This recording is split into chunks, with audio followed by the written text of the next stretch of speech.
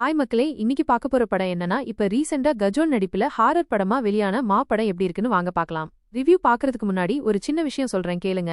நான் புதுசா ஒரு விஷயம் ட்ரை பண்ணிட்டு இருக்கேங்க. அது உங்களுக்கும் யூஸ்ஃபுல்லா இருக்கும்னு நான் நம்புறேன். இன்ஸ்டாகிராம் பேஜை டிஸ்கிரிப்ஷன்ல விடுறேன். அது என்னன்னு தெரிஞ்சுக்க இன்ஸ்டாகிராமுக்கு வாங்க, கொஞ்சம் சப்போர்ட் பண்ணுங்க. வாங்க ஸ்டோரி என்னன்னு பார்க்கலாம். இந்த படத்தோட ஸ்டோரி சந்திரபூரான்னு கிராமத்துல நடக்குது. அந்த கிராமத்துல உள்ள மக்கள்லாம் ஒரு விஷயத்த கண்மூடித்தனமா நம்பிக்கிட்டு இருக்காங்க. அது என்னன்னா, ரத்தபீஜன் அரக்கன் இருக்கான், அவன் மொத்த கிராமத்தை அழிச்சிருவான்னு. அந்த அரக்கனை அழிக்கணும்னா பிறந்த பெண் குழந்தையோட ரத்தம் அவன் இருக்கிற பூமியில சிந்துச்சுன்னா அழிஞ்சு போயிடுவான்னு நம்பி ஒரு குடும்பம் தலைமுறையா பிறக்கிற பெண் குழந்தைய காளி பூஜை பண்ணி பலி கொடுக்கறாங்க. இப்ப 40 வருஷம் கழிச்சு கதை நகருது.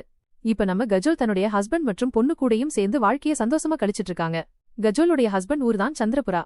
கஜோலுடைய ஹஸ்பண்ட் தன் அப்பா இறந்துட்டாருன்னு அவர் சொந்த ஊருக்கு போறாரு.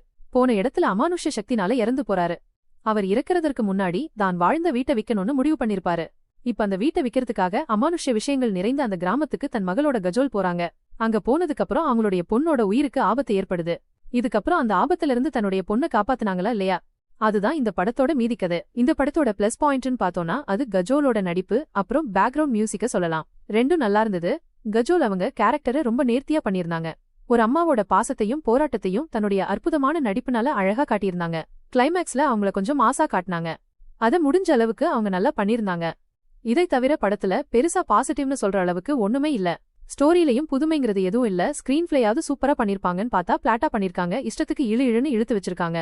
ஒரு காட்சி கூட இம்ப்ரெசிவாகவும் இல்ல, சுவாரஸ்யமாகவும் இல்லங்க. அடுத்தது VFX பத்தி சொல்லியே ஆகணும். சுத்தமா சரியில்லை, ரொம்ப வர்ஸ்டா இருக்குது.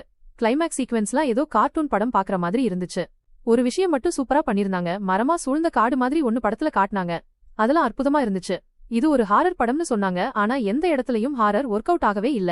இவர்தான் வில்லன்னு ட்விஸ்ட்னு ஒன்னு காட்டினாங்க, அதெல்லாம் ஈஸியா கெஸ் பண்ற அளவுக்கு தான் இருக்குது. மொத்தத்துல படம் எப்படி இருக்குன்னா, எந்த ஒரு உப்புச்சப்புமே இல்லாத வழக்கமான ஹாரர் படம் தான் இது. செக்ஸுவல் கண்டென்ட்லாம் இந்த படத்துல இல்ல. ஃபேமிலியோட சேர்ந்து தாராளமா பார்க்கலாம். இந்த ரிவ்யூ பிடிச்சிருந்தா லைக் பண்ணுங்க, ஃப்ரெண்ட்ஸ் அண்ட் ஃபேமிலிக்கு ஷேர் பண்ணுங்க. அடுத்த வீடியோவில் சந்திப்போம். Bye friends.